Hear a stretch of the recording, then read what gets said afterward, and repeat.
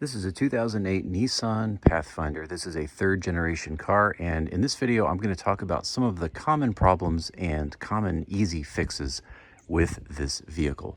So I just picked this up a couple weeks ago. This is, as I said, an '08. It's the third generation Pathfinder, which is 2004 to 2011. This was the last of the truck-like cars. After this, they built them on more of the SUV car platform. But this one and the ones before it, the other generations, were built on a truck platform. They share, I think, a lot of the framing and same a lot of the same mechanics and internals, engines, everything as the Frontier truck and a few other platforms.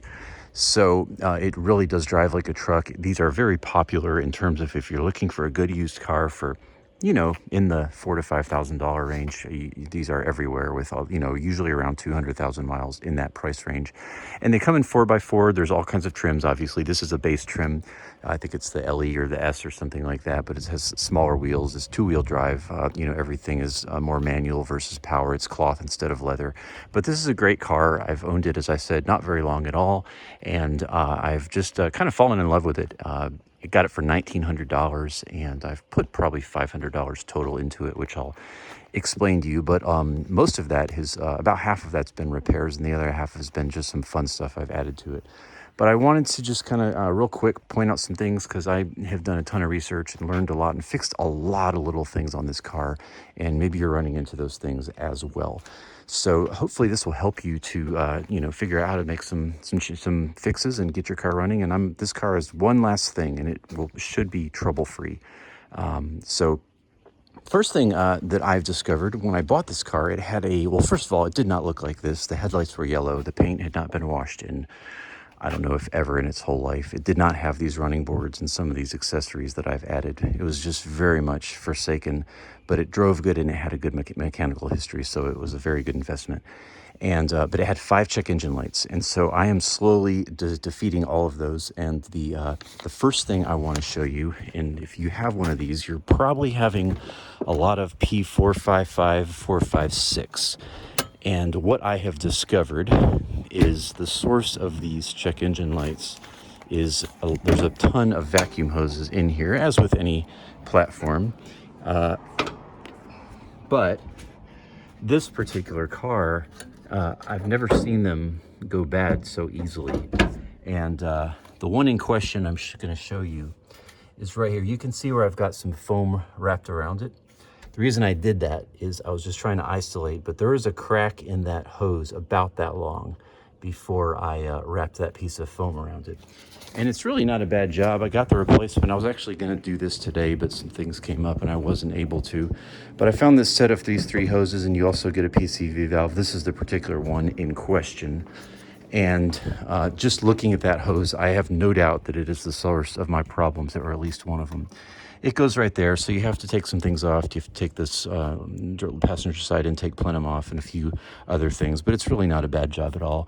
And I am confident once I replace that hose and some of those others, I've got all 3 of these in this kit, that's going to take care of those check engine lights. I've done so many of these that I've gotten a point where I can kind of look at it and get an idea usually of when you see stuff that's ripped apart. You can't see in here either, but the other side of that hose, it's too dark to tell, but I've shone a flashlight in there, and I can also see there's a split in that hose. It's about 2 inches long, and it's just split right where the nipple is holding it on. So that, I am confident, is going to take care of those check engine lights. Another check engine light I'm getting, or was getting when I bought this car, it had a P0420, which is very, very common, and that is a catalytic converter inefficiency. And the way you can fix that, so in this car you have 2 cats on each side. One is here, and there's number 2. And so you have 2 sensors on each side. 1, 2. And then on this side, you have 1. You can just see right there in the center where the oxygen sensor is going to it, and 2.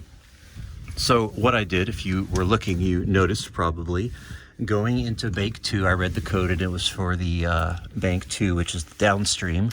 And I added this defouler, which is tricking the oxygen sensor so as not to smell the activate the bad code. I did one on both sides, and it's been about 350 miles since I did that, and the check engine light for that particular code 420 is completely eliminated. So I'd encourage you, if you don't want to go fork out the money and buy new cats, here is the actual part, by the way, that I got for that. It's a Dorman 42109, and you'll have to buy, I think it was a pack of 2.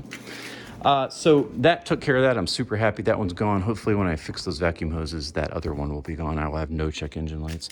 Another issue with these is starting issues. There's a lot of YouTube videos about starting issues with these cars where they don't start, one click, and and then it starts finally. A lot of people on YouTube are talking about replacing the relays, which are under here. There's 2 starter related relays. I did replace those just because it was cheap. It was like 15 bucks for 2.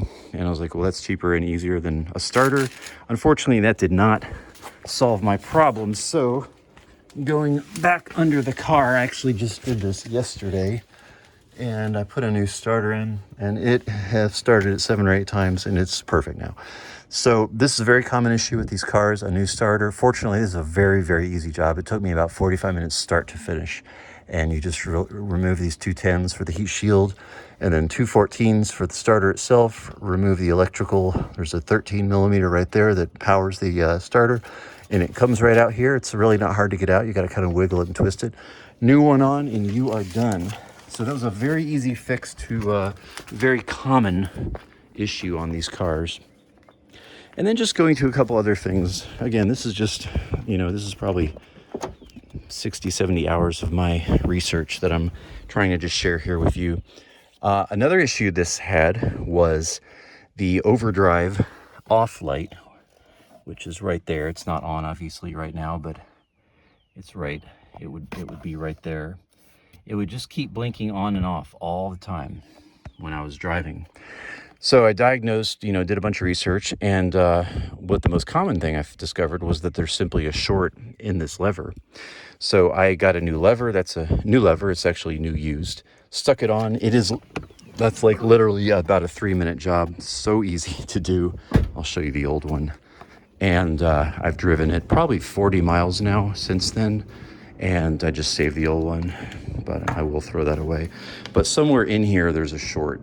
And again, this is very common. I've read a bunch of folks on Reddit and YouTube that were having that problem. So I've driven 40 miles. It has not happened once, and I'm super happy with that. Then another thing, every Sentra, I just sold my Sentra. Every Pathfinder I've seen, I went to the junkyard the other day, I saw 5 of these. They are always ripped right here. And that's not ripped anymore. You can see it's been patched. This is a patch kit that I have and I used, so I cleaned that up. So that's a very, very common rip, and you can get, I'll show you in a minute, my fabric patching kit, and it's cleaned it up very nice. It's not perfect, but it used to, when I bought this car, you could see yellow foam all here just poking out, and that is now gone. Another thing, I was in the junkyard again the other day, and every single center console is destroyed right here. And you can barely see this crease here. This one was split. This is something I went a little ghetto, but I just took a piece of simulated leather and put it across there just to cover the rip and protect it. And I've learned the reason this happens. The reason this happens is this is kind of a high car, especially when it's on ramps, but even if not, you get in, you take your butt and you scrape across here, which rips that after all the years, and then you're high up. So what people do is I tend to put my elbow on this and boost myself in. And I've realized that's the reason all of these are ripped. So just getting a little cover, something to cover that, or you could get a new armrest, but I didn't want to spend that money. And I'll close out there. There's a lot of other little things. I don't want to make this longer than it should be, but just little interior lights that I repaired. This fuel door was broken. It just was kind of hanging open, and all I did was I took it off and just kind of bent the spring here back, and it works perfectly once again. I also did new struts back here.